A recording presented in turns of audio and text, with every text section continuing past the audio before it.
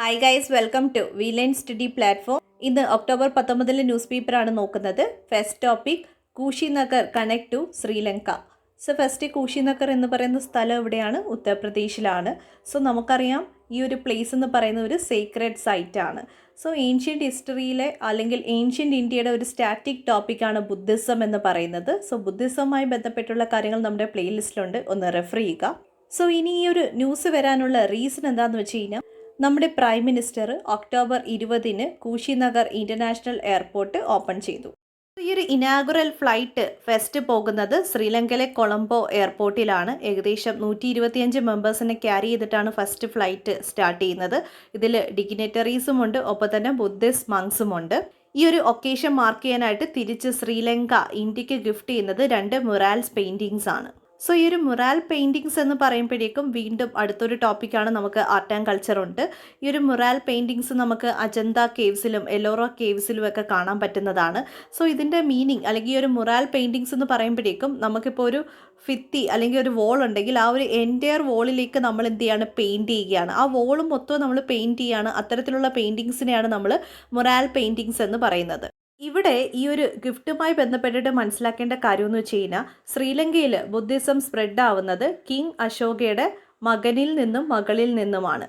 So ഈ ഒരു first ഗിഫ്റ്റിലേക്ക് നോക്കുവാണെങ്കിൽ ഫസ്റ്റ് മുറാൽ ഡെപിക്സിൽ കാണിക്കുന്നത് എന്താണെന്ന് വെച്ച് കഴിഞ്ഞാൽ എംപറർ അശോകയുടെ മകനായിട്ടുള്ള അർഹഡ് പിക്കു മഹിന്ദ, അദ്ദേഹം ശ്രീലങ്കയിലെ രാജാവായിട്ടുള്ള ദേവനം പിയറ്റിസ, അദ്ദേഹത്തിന് ബുദ്ധിസം റിലേറ്റഡ് ആയിട്ടുള്ള മെസ്സേജുകൾ ഡെലിവർ ചെയ്യുന്ന ഫോട്ടോഗ്രാഫാണ് കാണിക്കുന്നത്. സെക്കൻഡ് മുറാൽ പെയിൻറ്റിങ്സിനെ പറ്റി പറയുകയാണെങ്കിൽ നമുക്കറിയാം സിദ്ധാർത്ഥ ഗൗതമ, അദ്ദേഹത്തിന് എൻലൈറ്റ്മെൻറ്റ് ലഭിച്ചത് ബോധി ട്രീയുടെ അണ്ടറിൽ വെച്ചിട്ടായിരുന്നു അല്ലേ? സോ സിമിലർ ആയിട്ട് ബോധി ട്രീയുടെ അണ്ടറിൽ ശ്രീലങ്കയിലെ എംപററിൻ്റെ മകളായിട്ടുള്ള തേരി ബിക്കൂനി സംഗമിറ്റയുടെ ഒരു ഫോട്ടോഗ്രാഫാണ് സെക്കൻഡ് ഗിഫ്റ്റിലെ മുറാൽ പെയിൻറ്റിങ്സിൽ ഉള്ളത്. സോ ഈ ഒരു പെയിൻറ്റിങ്സ് എന്ന് പറയുമ്പോൾ വോളിലാണുള്ളത്, അതുകൊണ്ട് തന്നെ ഈ ഒരു മുറാൽ പെയിൻറ്റിങ്സിൻ്റെ ഫോട്ടോഗ്രാഫാണ് ഇന്ത്യക്ക് ഗിഫ്റ്റായിട്ട് കൊടുക്കുന്നത്. സോ ഈ ഒരു കുശിനഗർ ഇൻ്റർനാഷണൽ എയർപോർട്ട് മെയിനായിട്ട് കണക്ടിവിറ്റി പ്രൊവൈഡ് ചെയ്യുന്നത് Sri Lanka, Japan, Taiwan, South Korea, China, Thailand, Singapore, വിയറ്റ്നാമാണ്.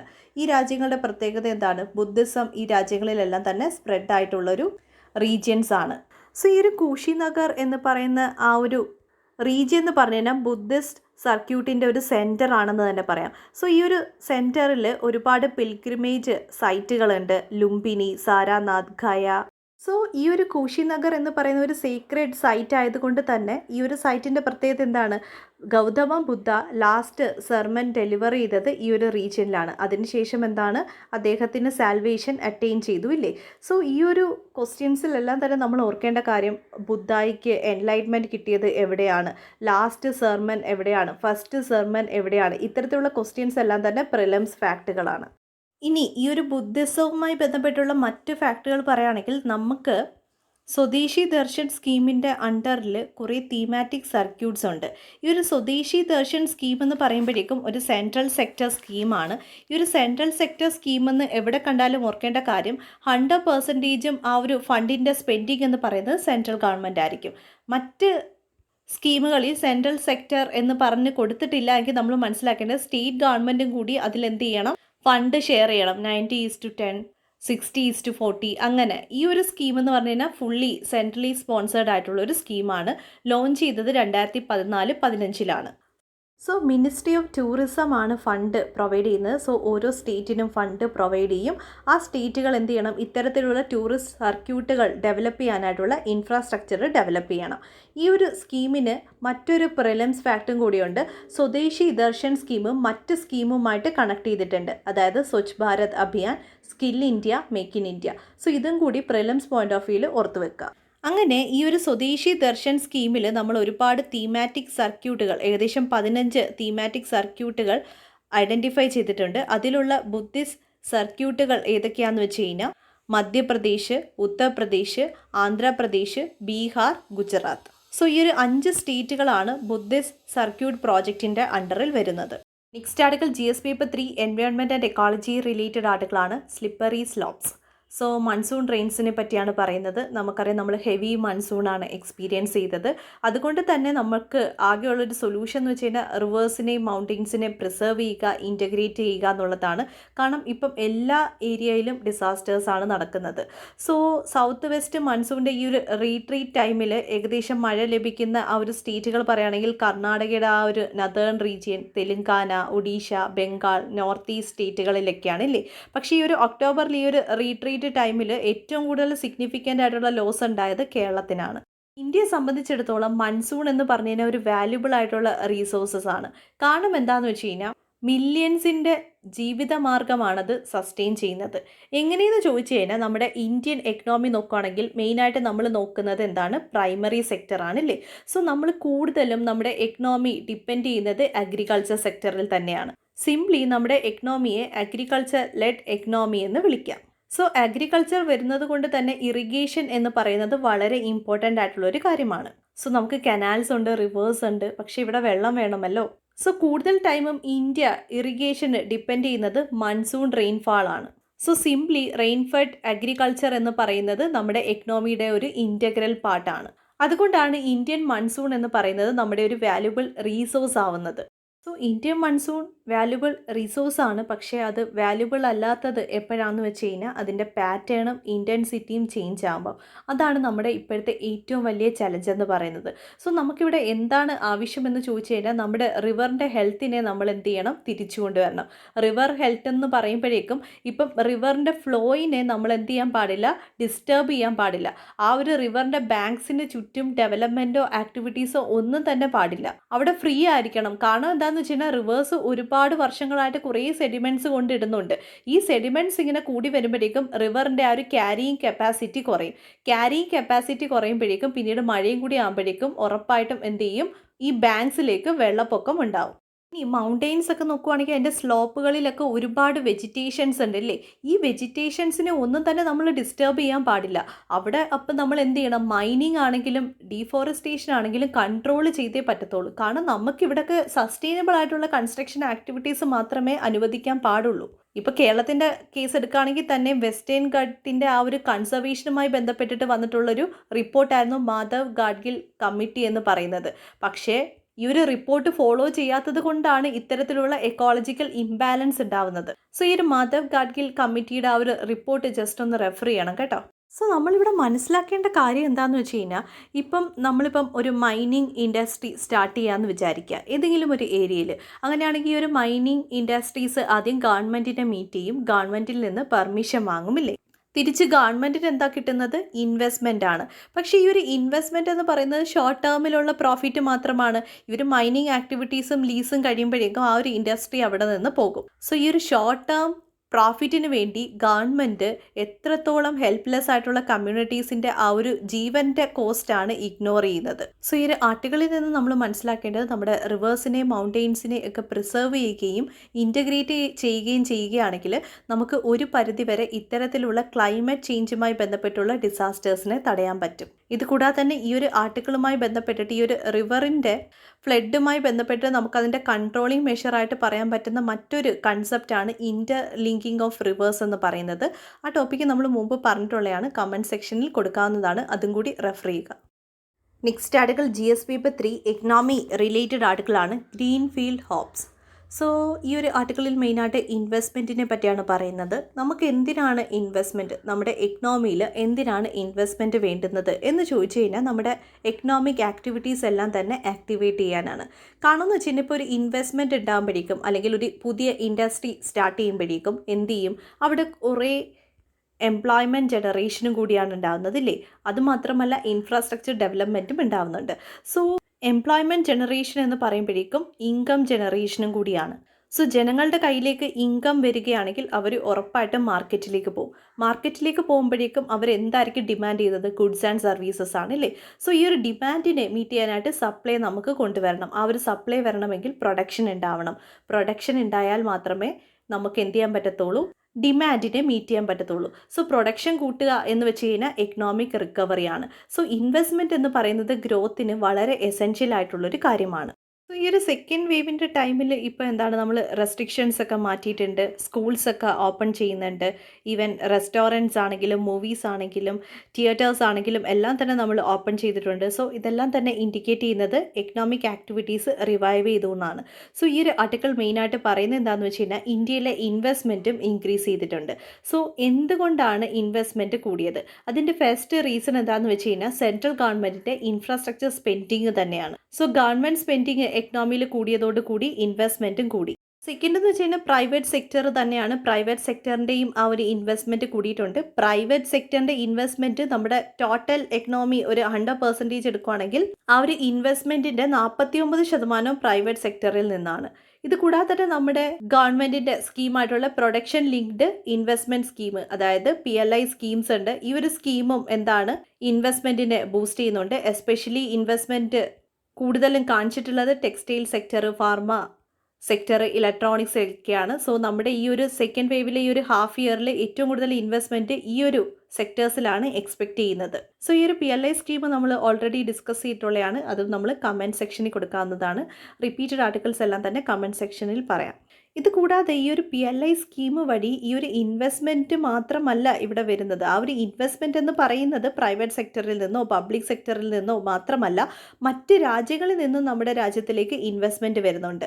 So ഈ ഒരു PLI സ്കീം വഴി നമ്മൾ ഇൻവെസ്റ്റ്മെൻറ്റ് നടത്തുവാണെങ്കിൽ നമുക്ക് എന്താണ് ഗവൺമെൻറ് ഇൻസെൻറ്റീവ്സ് തരുന്നുണ്ട് ഇല്ലേ? അതുകൊണ്ട് തന്നെയാണ് കൂടുതലും ഇൻവെസ്റ്റ്മെൻറ്റ് അട്രാക്റ്റ് ചെയ്യുന്നത്. എസ്പെഷ്യലി വിയറ്റ്നാം, കംബോഡിയ, ബംഗ്ലാദേശിൽ നിന്നാണ് ഈ ഒരു ഇൻവെസ്റ്റ്മെൻറ്റുകളൊക്കെ വരുന്നത്. സോ ഇവിടെ മറ്റ് രാജ്യങ്ങളിൽ നിന്ന് ഇൻവെസ്റ്റ്മെൻറ്റ് വരുമ്പോഴേക്കുമുള്ള സിഗ്നിഫിക്കൻസ് എന്താണ്? ഇന്ത്യയെ സംബന്ധിച്ചിടത്തോളം ചൈന എന്ന് പറയുന്ന ആ ഒരു എക്കണോമി ആയിട്ടുള്ള ഡിപ്പെൻഡൻസി നമുക്ക് എന്ത് ചെയ്യാൻ പറ്റും? കുറയ്ക്കാൻ പറ്റും. ഇത് തന്നെയാണ് മറ്റ് രാജ്യങ്ങളിലുള്ള ഇൻവെസ്റ്റ്മെൻറ്റിൽ നിന്ന് നമുക്ക് മെയിനായിട്ട് പറയാവുന്ന സിഗ്നിഫിക്കൻസ് എന്ന് പറയുന്നത്. ഇത് കൂടാതെ തന്നെ നമുക്കറിയാം എയർ ഇന്ത്യ എന്ത് ചെയ്തിട്ടുണ്ടായിരുന്നു? ടാറ്റായ്ക്ക് ഹാൻഡ് ഓവർ ചെയ്തിട്ടുണ്ടായിരുന്നു. ഇതിൽ നിന്ന് നമുക്ക് എയർലൈൻസിൽ ഒരു കോൺഫിഡൻസ് കാണാൻ പറ്റുമില്ലേ? ഇത്തരത്തിൽ പല പല തരത്തിലുള്ള ഇൻവെസ്റ്റ്മെൻറ്റുകൾ കൂടിയിട്ടുണ്ട്. സോ നമുക്കിവിടെ എന്താണ് ആവശ്യം? ഫസ്റ്റ് എന്ന് വെച്ച് കഴിഞ്ഞാൽ എക്കണോമിക് പാർട്ട്ണർഷിപ്പ് പാക്ട് തന്നെയാണ്. നമ്മുടെ കീ മാർക്കറ്റുകളെ ഐഡൻറ്റിഫൈ ചെയ്യുക, especially European union, US, UK. So ഇവിടെ എല്ലാം തന്നെ ഈ ഒരു കീ മാർക്കറ്റിനെ ഐഡൻറ്റിഫൈ ചെയ്തിട്ട് ആ ഒരു മാർക്കറ്റുമായിട്ട് നമ്മൾ എക്കണോമിക് പാർട്ട്ണർഷിപ്പ് പാക്റ്റുകൾ സൈൻ ചെയ്യുക.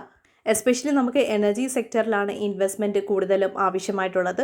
ഒപ്പം തന്നെ പുതിയ ഫ്രഷ് മിസ്റ്റേക്കുകളൊന്നും തന്നെ നമ്മുടെ ഈ ഒരു എക്കണോമിയിൽ ക്രിയേറ്റ് ചെയ്യാൻ പാടില്ല. അതുകൊണ്ട് തന്നെ നമ്മൾ എപ്പോഴും ചിന്തിക്കേണ്ട കാര്യമെന്ന് വെച്ച് കഴിഞ്ഞാൽ ക്യാപിറ്റൽ എന്ന് പറയുന്നത് വളരെ ഇമ്പോർട്ടൻ്റ് ആണ്. അതിപ്പം എൻവയോൺമെൻറ്റ് നോക്കുവാണെങ്കിൽ, എൻവയോൺമെൻറ്റ് എന്ന് പറയുമ്പോഴേക്കും ഇപ്പം നമുക്ക് ഗ്രീൻ ടെക്നോളജി വേണമില്ലേ ഇപ്പോഴത്തെ ഒരു കണ്ടീഷനിൽ? സോ ഗ്രീൻ ടെക്നോളജി വേണമെങ്കിൽ അവിടെ ഒരു ഇൻവെസ്റ്റ്മെൻറ്റ് വേണമില്ലേ? ഇനി നമ്മൾ സോഷ്യൽ സെക്ടേഴ്സിൽ നോക്കുവാണെങ്കിൽ സോഷ്യൽ ഇൻഫ്രാസ്ട്രക്ചർ ഡെവലപ്മെൻറ്റ്, എസ്പെഷ്യലി നമുക്കിപ്പോൾ ഹെൽത്തും എഡ്യൂക്കേഷൻ സെക്ടറിലുമാണ് ഏറ്റവും വലിയ ക്രൈസിസ് ഉള്ളത്. സോ ഈ ഒരു സോഷ്യൽ സെക്ടേഴ്സിലാണെങ്കിൽ നമുക്ക് എന്ത് വേണം? ക്യാപിറ്റൽ അല്ലെങ്കിൽ ഇൻവെസ്റ്റ്മെൻറ്റ് വേണം. ഇനി ഗവൺമെൻറ് സ്റ്റാൻഡേർഡ്സ് അല്ലെങ്കിൽ ഗവർണൻസിൽ നോക്കുവാണെങ്കിൽ തന്നെയും ഓരോ സ്കീം ഇംപ്ലിമെൻറ്റ് ചെയ്യണമെങ്കിൽ പബ്ലിക് സെക്ടറിൻ്റെ ആ ഒരു സ്പെൻഡിങ് ഉണ്ടാവണം. സോ എൻവയോൺമെൻറ്റ് ആണെങ്കിലും സോഷ്യൽ സെക്ടർ ആണെങ്കിലും ഗവർണൻസ് സെക്ടറാണെങ്കിലും ഏത് സെക്ടർ നോക്കുവാണെങ്കിലും അവിടെ ഇൻഫ്ലുവൻസ് ചെയ്യുന്ന ഒരു ഫാക്ടർ എന്ന് പറയുന്നത് ക്യാപിറ്റലാണ്. സോ ഇൻവെസ്റ്റ്മെൻറ്റ് എന്ന് പറയുന്നത് വളരെ അത്യാവശ്യമായിട്ടുള്ളൊരു കാര്യമാണ്. സോ നമുക്ക് ഏറ്റവും കൂടുതൽ അത്യാവശ്യം എന്ന് പറയുന്നത് പോളിസി അറ്റൻഷനാണ്. Next article improving livestock breeding. So ഈ ഒരു ലൈഫ് സ്റ്റോക്ക് ബ്രീഡിങ്ങുമായി ബന്ധപ്പെട്ടുള്ള ആ ഒരു സ്കീം റിവൈസ് ചെയ്തിട്ടുണ്ട്. എസ്പെഷ്യലി ആ ഒരു പ്രൊഡക്ടിവിറ്റി എൻഹാൻസ് ചെയ്യാനായിട്ടാണ് ഈ ഒരു സ്കീം റിവൈസ് ചെയ്തിട്ടുള്ളത്. ഇതിൻ്റെ ബേസിസിൽ പോകുന്നൊരു ആർട്ടിക്കിളാണ്. നമ്മുടെ ഈ ഒരു ലൈഫ് സ്റ്റോക്ക് ബ്രീഡിംഗ് അത് നോക്കുവാണെങ്കിൽ ഇന്ത്യയിലുള്ള ആ ഒരു ലൈഫ് സ്റ്റോക്ക് സെക്ടർ എന്ന് പറയുന്നത് അൺഓർഗനൈസ്ഡ് സെക്ടറാണ്. സോ അൺഓർഗനൈസ്ഡ് സെക്ടർ എന്ന് പറയുമ്പോഴേക്കും എസ്പെഷ്യലി അൺഓർഗനൈസ്ഡ് ആകുമ്പോഴേക്കും അവിടെ ക്വാളിറ്റിയാണ് കോംപ്രമൈസ് ചെയ്യുന്നത്. കാരണം ഇപ്പം ഓർഗനൈസ്ഡ് സെക്ടർ അല്ലെങ്കിൽ ഫോർമലൈസ്ഡ് സെക്ടർ ആണെങ്കിൽ അവിടെ നമുക്ക് എന്താണ് പുതിയ ടെക്നോളജീസ് വരും, നല്ല സ്റ്റാൻഡേർഡ്സ് മെയിൻറ്റെയിൻ ചെയ്യും ഇല്ലേ? പക്ഷേ അൺഓർഗനൈസ്ഡ് ആകുമ്പോഴേക്കും ഏറ്റവും കൂടുതൽ ഇമ്പാക്റ്റ് ഉണ്ടാക്കുന്നത് ക്വാളിറ്റിയിൽ തന്നെയാണ്. ഡേറ്റാസ് നോക്കുവാണെങ്കിൽ 200 മില്യൺ ഇന്ത്യൻസ് ആണ് ലൈഫ് സ്റ്റോക്ക് ഫാമിങ്ങിൽ ഇൻവോൾവ് ചെയ്തിട്ടുള്ളത്. ഇതിൽ 100 മില്യൺസും ഡയറി ഫാമേഴ്സാണ്. പക്ഷേ ഇവിടുത്തെയൊക്കെ പ്രശ്നം എന്താണെന്ന് വെച്ച് കഴിഞ്ഞാൽ ലോ പ്രൊഡക്ടിവിറ്റി തന്നെയാണ്. സോ ഇത് പരിഹരിക്കാനായിട്ട് കൊണ്ടുവന്നിട്ടുള്ളൊരു സ്കീമാണ് രാഷ്ട്രീയ ഗോകുൽ മിഷൻ എന്ന് പറയുന്നത്. സോ രാഷ്ട്രീയ ഗോകുൽ മിഷൻ 2014 പറ്റി പറയുകയാണെങ്കിൽ മെയിനായിട്ട് ഫോക്കസ് ചെയ്യുന്നത് ജനറ്റിക് അപ്ഗ്രഡേഷൻ ആണ്. സോ ജനറ്റിക് അപ്ഗ്രഡേഷൻ എന്ന് പറയുമ്പോഴേക്കും artificial insemination, sex altered semen, in vitro fertilisation, so ഇത്തരത്തിലുള്ള ടെക്നോളജീസ് യൂസ് ചെയ്തിട്ട് പ്രൊഡക്ടിവിറ്റി കൂട്ടുക. സോ ഏകദേശം ബ്രീഡിംഗ് ഫാംസ് ഒക്കെ ക്രിയേറ്റ് ചെയ്യാനായിട്ട് സബ്സിഡി ആയിട്ട് 200 ലക്ഷം രൂപയാണ് പ്രൊവൈഡ് ചെയ്യാൻ തീരുമാനിച്ചിട്ടുള്ളത്. ഇത് കൂടാതെ തന്നെ മറ്റൊരു മിഷൻ എന്ന് വെച്ച് കഴിഞ്ഞാൽ നാഷണൽ ലൈഫ് സ്റ്റോക്ക് മിഷനാണ്. ഇതെന്ന് പറഞ്ഞു കഴിഞ്ഞാൽ മെയിനായിട്ട് ഓൺട്രപ്രണർഷിപ്പ് ഡെവലപ്മെൻ്റ് ആണ്. സോ ഓരോ ഫാംസ് ക്രിയേറ്റ് ചെയ്യാനുള്ള ഇൻവെസ്റ്റ്മെൻറ്റിന് വേണ്ടുന്ന ഹെൽപ്പും സബ്സിഡിയുമാണ് ഇതുവഴി പ്രൊവൈഡ് ചെയ്യുന്നത്.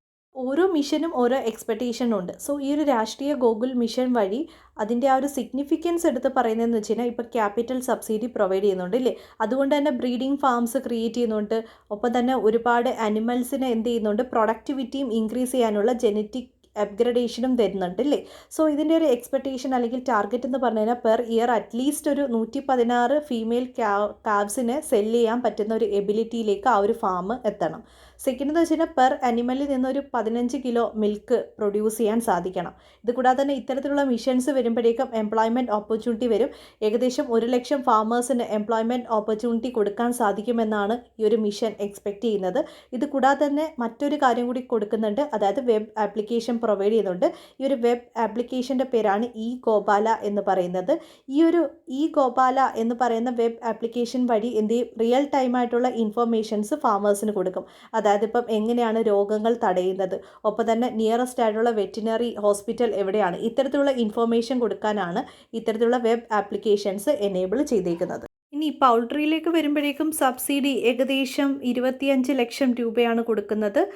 1000 ചിക്സിനെയാണ് കൊടുക്കുന്നത്. ഇതെന്ന് വെച്ച് കഴിഞ്ഞാൽ എന്താണ്, കുഞ്ഞി കോഴികളെ എന്ത് ചെയ്യും, ഫാമേഴ്സിന് വളർത്താൻ കൊടുക്കും, എന്നിട്ട് അത് വളർത്തിയിട്ട് തിരിച്ചു കൊടുത്താൽ മതി. അത്തരത്തിലുള്ള സ്കീമുകളും സ്റ്റാർട്ട് ചെയ്തിട്ടുണ്ട്. സോ എന്താണ് ഇതിൻ്റെ ഒരു ടാർഗറ്റ് എന്ന് പറഞ്ഞു കഴിഞ്ഞാൽ പെർ ഡേ ഒരു 500 എഗ്സ് എങ്കിലും എന്ത് ചെയ്യാൻ പറ്റണം, പ്രൊഡ്യൂസ് ചെയ്യാൻ പറ്റണം. എംപ്ലോയ്മെൻറ്റ് ഓപ്പർച്യൂണിറ്റിയുടെ ഒരു എക്സ്പെക്റ്റേഷൻ എന്ന് പറഞ്ഞു കഴിഞ്ഞാൽ 14 ലക്ഷമാണ്. ഇനി ഷീപ്പും ഗോട്ടും ഒക്കെ വരികയാണെങ്കിൽ സബ്സിഡി ഏകദേശം 50 ലക്ഷമാണ് പറഞ്ഞേക്കുന്നത്. ഇത് കൂടാതെ തന്നെ ഓപ്പൺ മാർക്കറ്റിൽ ആക്സസ് ചെയ്തുകൊണ്ട് സെല്ലിംഗ് ഓപ്പർച്യൂണിറ്റി ഇതിൽ കൊടുത്തിട്ടുണ്ട്. എക്സ്പെക്റ്റ് ചെയ്യുന്ന ആ ഒരു നെറ്റ് പ്രോഫിറ്റ് എന്ന് പറയുന്നത് 33 ലക്ഷമാണ്.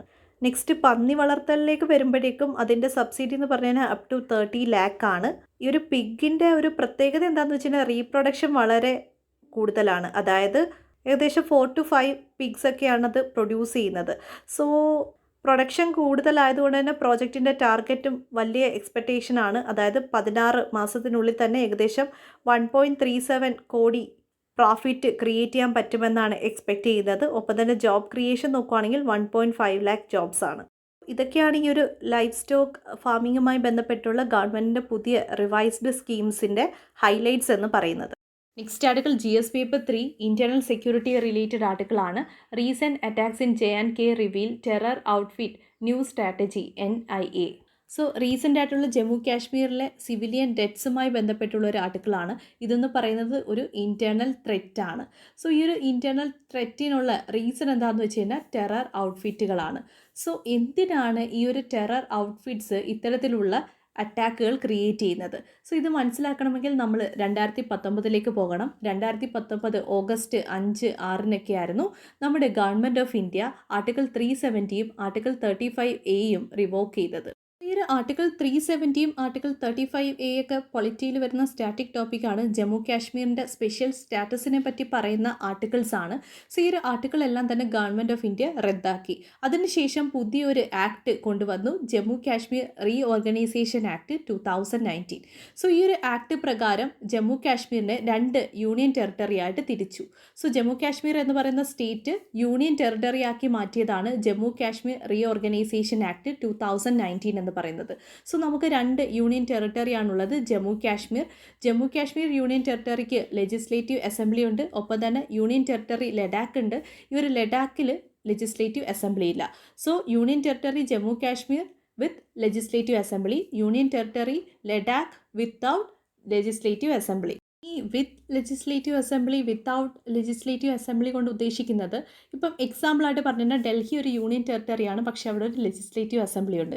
അതായത് ഡൽഹി യൂണിയൻ ടെറിട്ടറി ആകുമ്പോഴേക്കും യൂണിയൻ ടെറിട്ടറിക്ക് കൂടുതൽ അതോറിറ്റി വരുന്നത് സെൻട്രൽ ഗവൺമെൻറ്റാണ്. സെൻട്രൽ ഗവൺമെൻറ്റാണ് ഡയറക്റ്റ് അഡ്മിനിസ്ട്രേഷൻ നടത്തുന്നത്. പക്ഷേ ഏതെങ്കിലും ഒരു യൂണിയൻ ടെറിട്ടറിയിൽ ലെജിസ്ലേറ്റീവ് അസംബ്ലി ഉണ്ടെങ്കിൽ അതിൻ്റെ മീനിങ് എന്താണ്? അവിടെ ഒരു ഗവൺമെൻറ്റും ഉണ്ടായിരിക്കും. സോ ഡൽഹിയിൽ ഗവൺമെൻറ് ഉണ്ട് ഇല്ലേ, കേജ്രിവാൾ ഗവൺമെൻറ് ഉണ്ട്. സോ ആ ഒരു ഗവൺമെൻറ് ഉണ്ടെങ്കിൽ യൂണിയൻ ടെറിട്ടറിയുമാണ്, അറ്റ് ദ സെയിം ടൈം അവിടെ ഒരു ലെജിസ്ലേറ്റീവ് അസംബ്ലിയും ഉണ്ട്. സോ ഇത്തരത്തിലുള്ള ലേറ്റസ്റ്റ് അറ്റാക്കുമായി ബന്ധപ്പെട്ടിട്ട് നാഷണൽ ഇൻവെസ്റ്റിഗേഷൻ ഏജൻസി അഥവാ NIAയുടെ ഫൈൻഡിങ്സ് എന്താണെന്ന് വെച്ച് കഴിഞ്ഞാൽ ഈ ഒരു ടെറർ ഔട്ട്ഫിറ്റിൻ്റെ ഒരു പുതിയ സ്ട്രാറ്റജിയാണ്. കാരണം ഗവൺമെൻറ് ഈ ഒരു ജമ്മു കാശ്മീർ റീഓർഗനൈസേഷൻ ആക്ട് ഒക്കെ കൊണ്ടുവന്നതിന് ശേഷം ഒരുപാട് സ്റ്റെപ്സുകളും മെഷേഴ്സും ജമ്മു കാശ്മീരിൽ കൊണ്ടുവന്നിട്ടുണ്ടായിരുന്നു. അതായത് അവിടെ ഇൻഡസ്ട്രിയൽ ഡെവലപ്മെൻറ്റിൻ്റെ പ്രൊമോഷൻ ആണെങ്കിലും ഒപ്പം തന്നെ പല വേരിയസ് കാറ്റഗറിയിലുള്ള ജനങ്ങൾക്ക് ഡൊമിസൈൽ കാറ്റഗറി പ്രൊവൈഡ് ചെയ്യുന്നുണ്ടായിരുന്നു. അങ്ങനെ കൊടുക്കുമ്പോഴേക്കും അവർക്ക് എന്ത് ചെയ്യാൻ പറ്റും? അവിടുത്തെ ആ ഒരു എംപ്ലോയ്മെൻറ്റ് ഓപ്പർച്യൂണിറ്റി ആക്സസ് ചെയ്യാൻ പറ്റുമില്ലേ? ഇത്തരത്തിലുള്ള ഒരുപാട് സ്റ്റെപ്സും മെഷേഴ്സും കൊണ്ടുവന്നിട്ടുണ്ടായിരുന്നു. ഈ ഒരു സ്റ്റെപ്സിനെ മെഷേഴ്സിനെ തകർക്കാൻ വേണ്ടിയാണ് ഇത്തരത്തിലുള്ള ഡിസ്റ്റർബൻസ് ക്രിയേറ്റ് ചെയ്യുന്നത്. കൂടാതെ തന്നെ ministry of electronics and IT ഈ ഒരു ടെറർ ഔട്ട്ഫിറ്റിൻ്റെ ബ്ലോഗുകളെല്ലാം തന്നെ ബ്ലോക്ക് ചെയ്തിട്ടുണ്ടായിരുന്നു. കാരണം ഇതിലെല്ലാം കുറേ മെസ്സേജസ് ഒക്കെ തന്നെ, കുറേ കണ്ടൻറ്റുകളൊക്കെ തന്നെ എന്ത് ചെയ്യുന്നുണ്ടായിരുന്നു? സ്പ്രെഡ് ചെയ്യുന്നുണ്ടായിരുന്നു. അപ്പോൾ ഇത്തരത്തിലുള്ള കാര്യങ്ങളുമായി ബന്ധപ്പെട്ടിട്ടുള്ള ബ്ലോക്കിങ്ങും കാര്യങ്ങളുമൊക്കെ മിനിസ്ട്രി ഓഫ് ഇലക്ട്രോണിക്സ് ചെയ്യുന്നുണ്ടായിരുന്നു. ഇത് കൂടാതെ തന്നെ നമ്മുടെ Indian army counter terror operations start ചെയ്തിട്ടുണ്ടായിരുന്നു. ഏകദേശം 10 ദിവസത്തിനുള്ളിൽ 13 ടെററിസ്റ്റുകളെയാണ് എലിമിനേറ്റ് ചെയ്തിട്ടുള്ളത്. ഇനി പ്രിലിംസ് പോയിന്റ് ഓഫ് വ്യൂവിൽ NIA അഥവാ നാഷണൽ ഇൻവെസ്റ്റിഗേഷൻ ഏജൻസിയുമായി ബന്ധപ്പെട്ടുള്ള ഫാക്റ്റുകൾ ജസ്റ്റ് ഒന്ന് റെഫർ ചെയ്യുക. ഇത് കൂടാതെ എഡിറ്റോറിയൽ പേജിൽ ഒരു ഇൻഫോഗ്രാഫിക് ഉണ്ട്. ഇതെന്ന് പറയുന്നത് ഗ്ലോബൽ ഹങ്കർ ഇൻഡെക്സുമായി ബന്ധപ്പെട്ടിട്ടുള്ള ഇൻഫോഗ്രാഫിക്കാണ്. നമുക്ക് മെയിൻസിന് അത്യാവശ്യമായിട്ട് ഉപയോഗിക്കാൻ പറ്റുന്ന ഗ്രാഫുകളൊക്കെ ഇതിൽ കാണാം. സോ ഇതിൽ നമ്മുടെ ആ ഒരു ന്യൂട്രീഷൻ്റെ ആ ഒരു ഡെഫിഷ്യൻസിയെ പറ്റി പറയുന്നുണ്ട്. സോ ഇന്ത്യയുടെ റാങ്ക് എന്ന് പറഞ്ഞു കഴിഞ്ഞാൽ 116 രാജ്യങ്ങളിൽ നമുക്ക് 101ാമത്തെ സ്ഥാനമേ ലഭിച്ചിട്ടില്ലായിരുന്നു. സോ നമ്മൾ ഈ ഒരു ഗ്ലോബൽ ഹങ്കർ ഇൻഡെക്സുമായി ബന്ധപ്പെട്ടുള്ള കാര്യങ്ങൾ കുറച്ച് ദിവസമായിട്ട് പറയുന്നുണ്ടായിരുന്നു. അതിൽ 4 ഇൻഡിക്കേറ്റേഴ്സ് ഉണ്ടെന്നും 3 ഡയമെൻഷൻസ് യൂസ് ചെയ്തിട്ടാണ് ഈ ഒരു ഇൻഡിക്കേറ്റേഴ്സൊക്കെ കമ്പ്യൂട്ട് ചെയ്യുന്നതും അത്തരത്തിലുള്ള സ്കോറുകളും ഇൻഡെക്സും കൊണ്ടുവരുന്നതെന്നും ഒക്കെ തന്നെ പറഞ്ഞിട്ടുണ്ടായിരുന്നു. സോ അത് വീണ്ടും എക്സ്പ്ലെയിൻ ചെയ്യുന്നില്ല. നമുക്ക് ഡയറക്റ്റായിട്ട് ഈ ഒരു ഇൻഫോഗ്രാഫിക്കിലേക്ക് പോകാം. സോ ഫസ്റ്റ് ഈ ഒരു ഡിക്ലൈനിങ് ട്രെൻഡ് എന്ന് പറയുന്നത് അതിൽ നോക്കുകയാണെങ്കിൽ ഇന്ത്യയുടെ റാങ്കിങ് നോക്കുകയാണെങ്കിൽ 2012 നമ്മുടെ റാങ്ക് നല്ല കിടിലനായിരുന്നു. അതായത് നമ്മുടെ മോർട്ടാലിറ്റി റേറ്റ് ആണെങ്കിലും വളരെ കുറവായിരുന്നു. ഒപ്പം തന്നെ സ്റ്റണ്ടിങ് ആണെങ്കിൽ തന്നെയും വളരെ കുറവായിരുന്നു. ഇതിനുള്ള റീസൺസ് ആണ് ഫസ്റ്റ് നമ്മൾ തിങ്ക് ചെയ്യേണ്ടത്. 2012 ശേഷം ഗവൺമെൻറ് ഒരുപാട് സ്റ്റെപ്സ് കൊണ്ടുവന്നിട്ടുണ്ട്. അതായത് പോഷൻ അഭിയാൻ കൊണ്ടുവന്നിട്ടുണ്ടായിരുന്നു. സ്കൂൾസിലാണെങ്കിൽ മിഡ് ഡേ മീൽ സ്കീംസ് കൊണ്ടുവന്നിട്ടുണ്ടായിരുന്നു. ഒപ്പം തന്നെ അംഗൻവാടി സെൻറ്റേഴ്സിൽ ഒരുപാട് സർവീസസ് കൊണ്ടുവന്നിട്ടുണ്ട്. അതായത് സപ്ലിമെൻ്ററി ഫുഡ്സൊക്കെ തന്നെ എന്താണ് ഈ ഒരു പ്രീ സ്കൂളിലുള്ള കുഞ്ഞു കുട്ടികൾക്കും ഒപ്പം തന്നെ ലാക്ടേറ്റിംഗ് വിമൻസിനും പ്രഗ്നൻറ്റ് വിമൻസിനുമൊക്കെ പ്രൊവൈഡ് ചെയ്യുന്നുണ്ടായിരുന്നു. ഇതിൻ്റെ ഒരു റിസൾട്ടാണ് ആ ഒരു ടൈമിലുള്ള നമ്മുടെ റാങ്ക് ഇമ്പ്രൂവ് ചെയ്തത്. സോ 2012 തൊട്ട് 2021 വരെയുള്ള റാങ്കിങ് നോക്കുകയാണെങ്കിൽ മോർട്ടാലിറ്റി റേറ്റ് ആണെങ്കിൽ തന്നെയും, അതായത് അണ്ടർ 5 കുട്ടികളുടെ മോർട്ടാലിറ്റി റേറ്റ് ആണെങ്കിലും സ്റ്റണ്ടിങ് ആണെങ്കിലും കുറഞ്ഞിട്ടുണ്ടെന്ന് പറയാം. കൂടാതെ തന്നെ നാഷണൽ ഫാമിലി ഹെൽത്ത് സർവേ 2019-20 നോക്കുകയാണെങ്കിൽ മിക്ക സ്റ്റേറ്റുകളിലും ഇത്തരത്തിലുള്ള സ്റ്റണ്ടിങ്ങും മോർട്ടാലിറ്റിയും ഒക്കെ ഡിക്രീസ് ചെയ്യുന്ന ഡേറ്റാസാണ് കാണിച്ചത്. പക്ഷേ ചില സ്റ്റേറ്റുകളിൽ സ്റ്റണ്ടിങ്ങും വേസ്റ്റിങ്ങും കൂടി വരുന്നതായിട്ട് കാണാം. എസ്പെഷ്യലി ഈ ഒരു നാഷണൽ ഫാമിലി ഹെൽത്ത് സർവേ 2015-16 നോക്കുകയാണെങ്കിൽ പല സ്റ്റേറ്റുകളിലും സ്റ്റണ്ടിങ്ങും വേസ്റ്റിങ്ങും കൂടി വരുന്നതായിട്ട് കാണാം. ഇനി നമ്മുടെ ഈ ഒരു റാങ്കിങ് നോക്കുകയാണെങ്കിൽ 2012 തൊട്ട് 2021 വരെയുള്ള ആ ഒരു റാങ്കിങ് നോക്കുകയാണെങ്കിൽ തന്നെയും ഡിക്ലൈനിങ് ട്രെൻഡാണ് കാണുന്നത്. കാരണം ഓരോ വർഷം കഴിയും തോറും നമ്മുടെ ആ ഒരു റാങ്ക് കൺസിസ്റ്റൻ്റ് ആയിട്ട് എന്ത് ചെയ്യാണ്? കുറഞ്ഞു വരികയാണ്. നമ്മൾ വളരെ വേഴ്സ്റ്റ് ആയിട്ടുള്ള പെർഫോമൻസ് ആണ് ലാസ്റ്റ് 10 വർഷമായിട്ട് കാണിച്ചിട്ടുള്ളത്. 2011 നമുക്ക് 67ാമത്തെ റാങ്കായിരുന്നു, 12 65, 13 63, 2014 55, 2015 തൊട്ട് നോക്കുകയാണെങ്കിൽ കണ്ടിന്യൂസ് ആയിട്ട് നമ്മുടെ റാങ്ക് ഡിക്രീസ് ചെയ്ത് വരികയാണ്. കാരണം നമ്മൾ പുവർ പെർഫോമൻസ് ആണ് കാണിച്ചിട്ടുള്ളത്. സോ നെക്സ്റ്റ് ഈ ഒരു ഇൻഫോഗ്രാഫിയിലേക്ക് നോക്കുമ്പോഴേക്കും ന്യൂട്രീഷൻ അസസ്മെൻറ്റ് പറയാം. എസ്പെഷ്യലി വേസ്റ്റിംഗ് നോക്കുകയാണെങ്കിൽ 2021 ഈ ഒരു വേസ്റ്റിംഗ് എന്ന് പറയുന്നത് ഇൻക്രീസ് ചെയ്തിട്ടുണ്ട്.